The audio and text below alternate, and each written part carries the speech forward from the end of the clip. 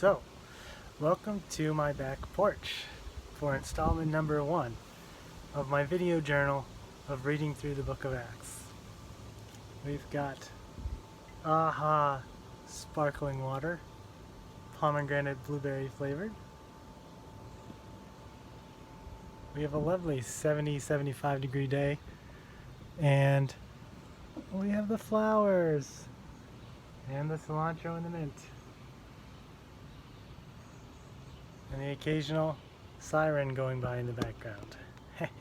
So anyway, this is my attempt to read through the book of Acts interactively, meaning kind of putting it in dialogue with other things that I've read or am reading, and thinking about it in terms of bringing the biblical world into contact with the world that we know and live in every day. So we start in Luke chapter 24, Luke's account of the resurrection of Jesus.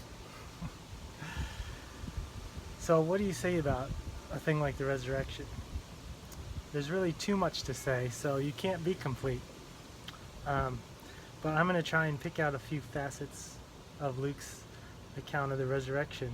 It is, after all, the central event of the Bible. It's the hinge of history, if you will. Along with the crucifixion, Jesus' resurrection forms this twofold event that makes Christianity happen. It fulfills everything that came before in the history of Israel in the Old Testament. So to be a Christian is to be Christ-centered, and to be Christ-centered is to be cross-resurrection centered. You can't pull them apart, you can't privilege one over the other. What you do is you tell the story of Jesus as a story that culminates in this twofold moment of resurrection, crucifixion and resurrection. I could be starting this with the cross, and maybe I should. I think what I'll probably do though is go back at a future date and do something like this video journal with the whole book of Luke. So that will take me up to the crucifixion. But this is my attempt to read the book of Acts, which is Luke's second book. So if we spend our time in Acts always remembering the Jesus story and its central events, that's going to give us a much thicker version, an interpretation of what is happening in the story of Acts. Luke 24 is gospel. It's good news. And that means that it saves us. The question is how? The first thing I want to point out is the tendency for major biblical events to mess with our experience of time. God tends to bring the future, or some hoped-for goal, back in time into the present, so that a new thing seems to happen before it was supposed to. The future reality breaks through unexpectedly, like a volunteer tomato plant, maybe, in the compost pile. In this case, I'm thinking back to Luke chapter 9, which is Jesus' moment of transfiguration. In it, Jesus' face became altered, his clothing became a dazzling white. The disciples with him are witnesses to an incredible glory that suddenly shines forth from him. His form, or his appearance, changed. He had undergone some sort of metamorphosis, bathed in a glory that they'd never seen before. Appearing with him were two other people, Moses and Elijah. Now recall that Moses gave Israel the law, or God gave Israel the law through Moses, and that Elijah is thought of as a chief among the prophets in their ancient literature. So they're representatives, if you will, of the law and the prophets, which is what they would call their scriptures, the Bible. So it's as if the Bible itself were conferring with Jesus on the mountaintop. They're blessing him and saying, yes, you're the one we've always hoped for. Moses and Elijah speak of Jesus' departure, which will take place in Jerusalem. But the literal word they use is Exodus. So they speak of Jesus' Exodus at the Transfiguration. What Jesus will do in Jerusalem is being styled as an Exodus by the very person who led the Exodus himself. Careful readers see that the passage at hand assumes a prior knowledge of an older book of the Bible. So that's what's lending the extra depth of meaning to the current passage. Moses, of course, led the nation of Israel out from bondage in Egypt. They crossed the Red Sea and saw as Pharaoh's army was drowned in pursuit.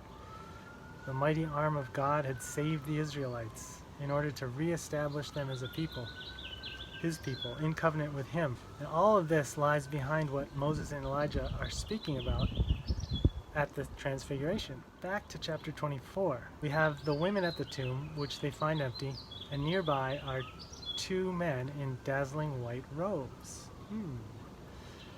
What happened at the Transfiguration was the inbreaking of the future, Jesus' resurrection witnessed ahead of time and prophesied by Moses and Elijah.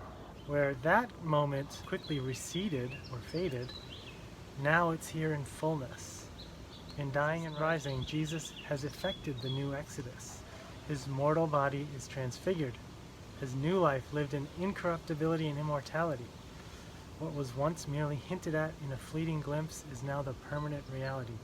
And there's a second layer of futurism going on here. The hope of faithful Jews at the time of Jesus was that in a final moment of judgment, God would arrive to vindicate the righteous, raising the dead and leading his people into a new age of his benevolent reign, an age of justice and peace.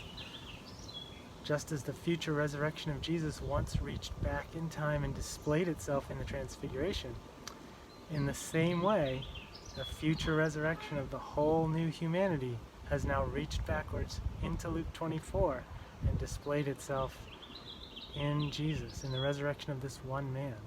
So what will be true in completeness throughout creation is now true of Jesus himself. Even these two men at the tomb remind us of something.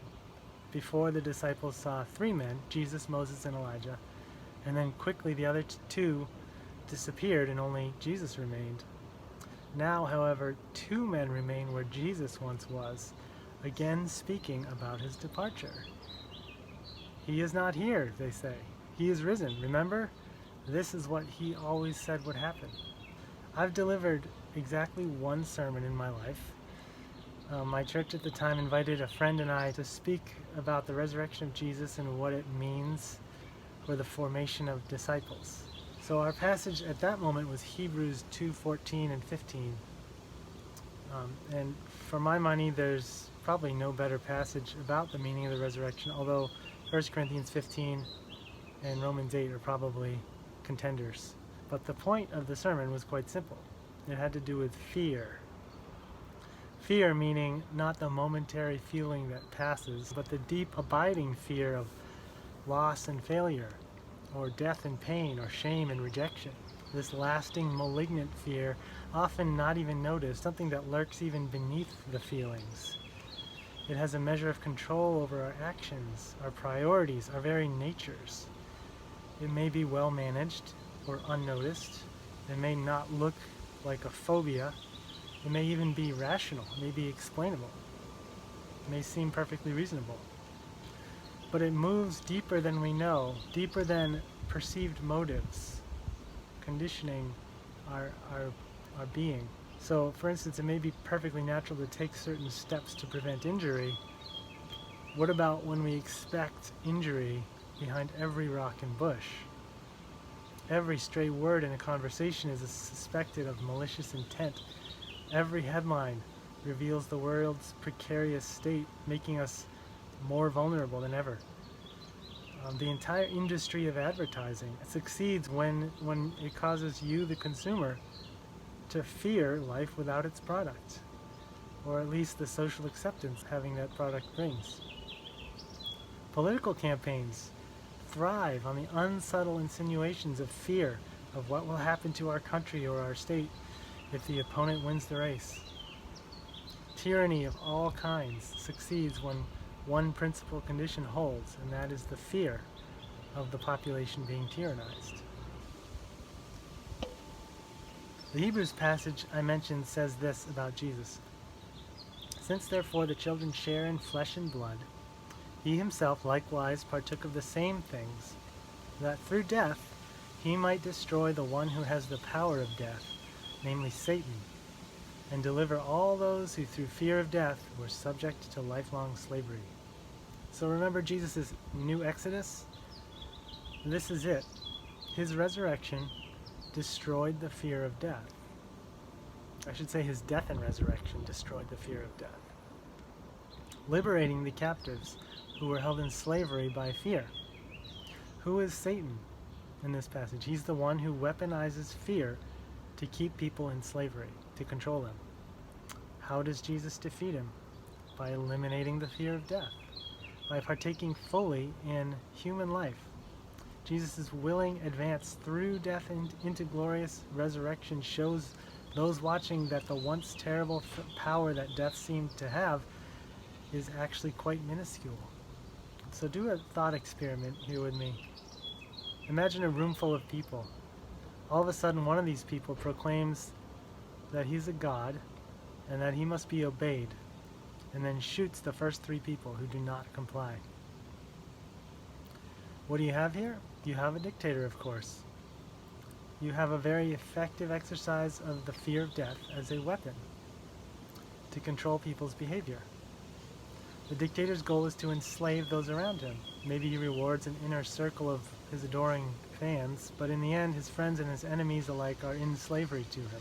It follows, though, that if by some miracle the tyrant's weapon no longer posed a threat, if he were disarmed, then you would no longer be his slave.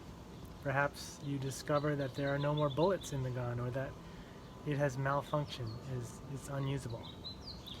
You would lose your fear of him and recover a degree of autonomy and freedom. If you informed the other slaves, you could grant that immunity to them as well. You would gradually ensure that the entire group was able to act freely, having nothing to fear from the dictator and his big, scary gun. You could then be on your merry way, doing as you please, while the dictator could do nothing but stamp his feet and maybe shout at you. Within some important limits, this allegory shows us something like what Jesus has done. He has disarmed Satan of his primary weapon, the fear of death. If it is promised that when you die you will simply rise again, whole and immortal, then the very fear of death itself will no longer be your highest motivation. If we're called on to risk our lives, say, to stand up for what's good and right despite the consequences, the fearless will likely be able to answer that call. The fearful cannot. The slave to the fear of suffering must ultimately obey that fear and not the call. But the one who knows that the Messiah has conquered death once and for all will not be subject to that fear. This is one of the things meant by a new exodus. Jesus has led a host of captives out of the fear of death by presenting himself alive again after the suffering of the cross. For him, there's nothing left to suffer. This is the change in paradigm that allowed the Christians of the first centuries to choose martyrdom over emperor worship, willingly going to wild beasts and executioners. Tradition tells us that all 12 apostles were executed for their faith, some of them even pronouncing forgiveness over their killers in the final moments. I don't really envy this situation. I do envy the fearlessness, though. It's sometimes noted that the most frequent command in the Bible is do not fear. I'm going to suggest that the very idea of sin be calibrated in this way, according to an understanding of fear, that sin, and certainly the slavery to sin, is the purview of the reign of fear in our lives. Sin, best understood not as primarily an individual, discrete act of wrongdoing, but rather a power that holds sway over entire peoples, groups of people, conditioning their being, their deep abiding reasons for structuring their life together the way they do.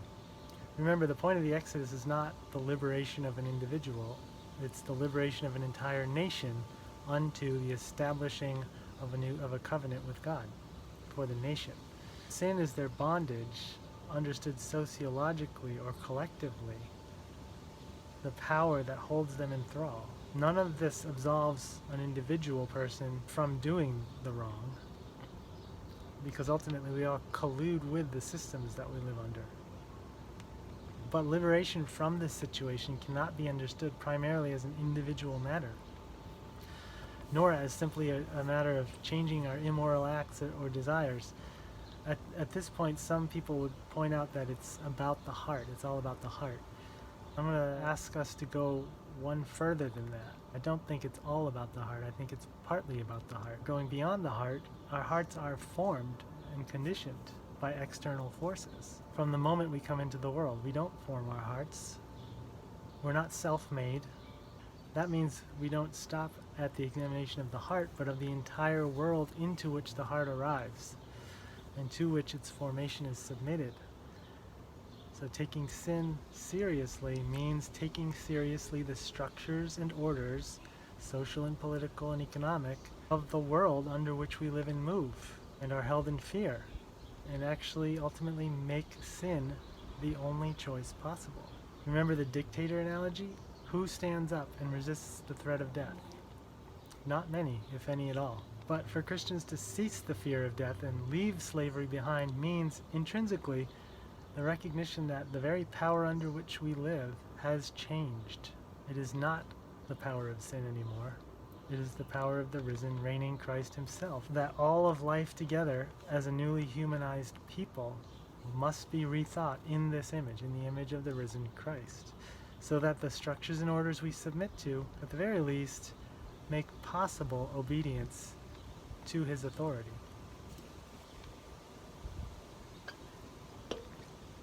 So for Christians, the resurrection truly presents a new reality, or a new world. For many, I suspect the neutralization of fear, even by a little bit, would revolutionize aspects of their lives. There's a question further, of course, namely, how do we access the fearlessness? And the short answer is, we look upon the one who abolished the fear.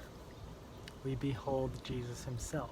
That's not a one-off deal. That is over and over again for the rest of the life of a disciple. But that will all become, I hope, more evident the further we get into the book of Acts, which is the story of a profoundly fearless group of people. And a final note on this is, this surgery of mind that Hebrews 2 is pointing to only works if what we're looking at is in fact a resurrection of the body. Christianity rejoices over the physical realm as the good gift of God. If the birth of Jesus is God's yes to the material and human world, the resurrection is a double yes to it. The fact that Hebrews puts this forth as a solution for the fear of bodily death necessarily means that it's a bodily resurrection that's happening in Luke 24. The logic doesn't work otherwise. I read a book a few years ago by a well-known scientist who was exploring some spiritual meditations he was led to in his field. At one point in the book, he breezily informs the reader that even in the most religious communities, almost no one believes in a physical afterlife anymore.